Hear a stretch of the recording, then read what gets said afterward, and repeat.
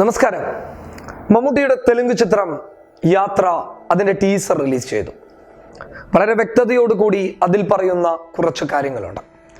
ഇന്ത്യയുടെ സമകാലിക രാഷ്ട്രീയത്തിൽ ഏറെ ചർച്ച ചെയ്യപ്പെടേണ്ട, വ്യക്തതയോടുകൂടി വസ്തുതാപരമായിട്ട് വീക്ഷിക്കപ്പെടേണ്ട ഒരു വലിയ സത്യം ആ ടീസറിലുണ്ടായിരുന്നു.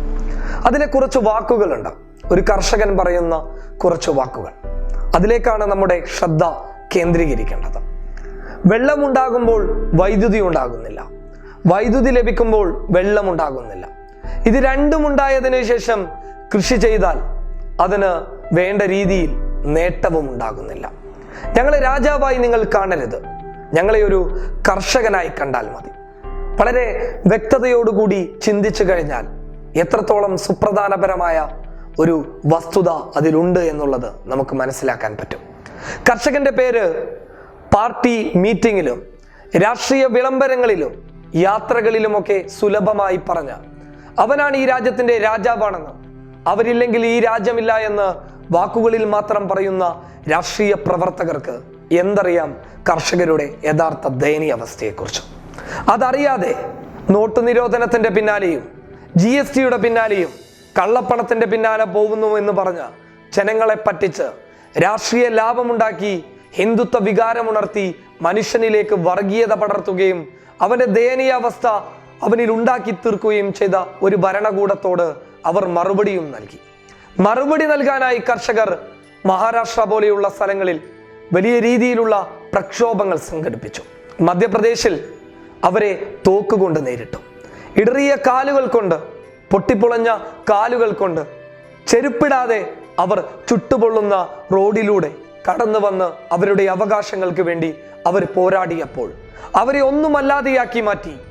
വാക്കുകളിൽ നിങ്ങൾ രാജാവാണെന്ന് പറഞ്ഞ്, നിങ്ങളാണ് ഈ രാജ്യത്തിന്റെ സംരക്ഷകരെന്ന് പറഞ്ഞ് അവരെ പൊക്കിപ്പിടിച്ച് രാഷ്ട്രീയ ലാഭം കൊയ്യുന്നവർ ആ നിമിഷത്തിൽ പറഞ്ഞു, നിങ്ങളൊന്നുമല്ല. പോലീസുകാരെ കൊണ്ട് അവരെ നേരിട്ടു. അതിൽ പ്രായമുള്ളവരുണ്ടായിരുന്നു, 90 കഴിഞ്ഞ ആളുകൾ ഉണ്ടായിരുന്നു. തൻ്റെ പൂർവികരുടെ പാരമ്പര്യം പിന്തുടർന്ന് കൃഷിയിലേക്ക് ഇറങ്ങിയ ആ പാവങ്ങൾ ഓരോന്നോരോന്നായി ഭരണകൂടത്തോട് കെഞ്ചി ചോദിച്ചു, ഞങ്ങളുടെ അവകാശങ്ങളെ ഞങ്ങൾക്ക് നൽകുക എന്ന് പറഞ്ഞ്. കേട്ടില്ല ഒരാളും, അവർക്ക് നൽകിയില്ല ഒരു ആനുകൂല്യങ്ങളും. ഒടുവിൽ അവർ തന്നെ ആ തീരുമാനത്തിലേക്ക് എത്തി. തിരിച്ചവർ കോൺഗ്രസിനെ വിളിച്ചു. നാളെ കോൺഗ്രസും ഇതേപോലെ ചെയ്തു കഴിഞ്ഞാൽ അവർ പോകുന്ന വഴി നമുക്ക് ചിന്തിക്കാൻ പറ്റുന്നതേയുള്ളൂ. പക്ഷേ കോൺഗ്രസിന്റെ ഇപ്പോഴത്തെ നീക്കങ്ങൾ തീർച്ചയായും കൈയടിക്കേണ്ടതുണ്ട്. മാഹി വി രാഘവ് എന്ന യാത്രയുടെ സംവിധായകൻ ആ ടീസർ ഈ സമയത്ത് റിലീസ് ചെയ്തതിന് പിന്നിൽ ഒരു വലിയ സത്യമുണ്ടായിരിക്കാം.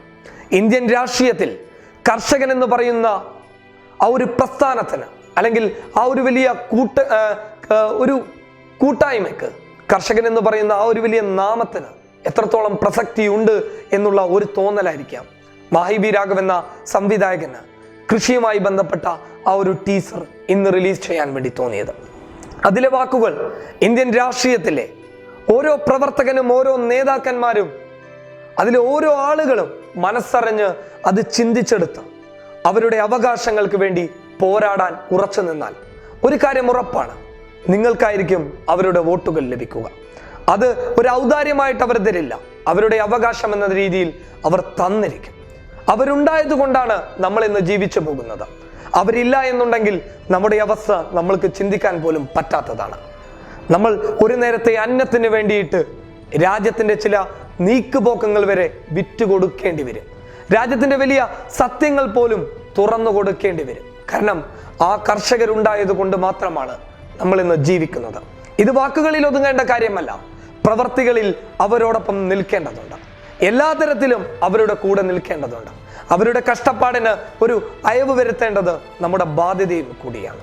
അത്തരത്തിലുള്ള ഒരു ടീസർ ഇറക്കിയതിൽ മാഹി വി രാഘവ് എന്ന സംവിധായകനോട് ആദ്യം നമ്മൾ കടപ്പെടേണ്ടതുണ്ട്. ആ സംവിധാനത്തിന്റെ അല്ലെങ്കിൽ ഈ ടീസർ കൊണ്ട് മനസ്സിലാക്കേണ്ട ഒരു വലിയ വസ്തുതയൊന്നുമല്ല കർഷകർ. 40 വട്ടം നമ്മളോട് ഓരോ ആളുകളും തുറന്നു പറയുന്നതാണ് കർഷകന്റെ ദയനീയ അവസ്ഥ. പക്ഷെ അതിലേക്ക് ഇറങ്ങിച്ചെല്ലാതെ അവന്റെ ദയനീയ അവസ്ഥയും കയ്യിലെടുത്തുകൊണ്ട് രാഷ്ട്രീയ ലാഭം കൊയ്യുന്നവരുടെ പ്രസംഗങ്ങൾ കേട്ട് മാത്രമാണ് നമ്മൾ വളർന്നിട്ടുള്ളത്. അവരിലേക്ക് ഇറങ്ങിച്ചെന്നവർ അവർ ഒരുപാട് ഉയരങ്ങളിലേക്കും എത്തിച്ചിട്ടുണ്ട്. ഒരു കാര്യം ഉറപ്പാണ്, കഷ്ടപ്പാട് കൊണ്ട് തന്റെ കൃഷിനാശം കൊണ്ട് മരണപ്പെട്ടു പോകുന്ന, അല്ലെങ്കിൽ ഒരു കയറ് കൊണ്ട് തൂങ്ങി മരിച്ചു പോകുന്ന കർഷകനെ സംരക്ഷിക്കാൻ ഇനിയുള്ള സർക്കാരിന് സാധിക്കട്ടെ എന്ന് പറഞ്ഞുകൊണ്ട് നിർത്തുന്നു. News desk public Kerala.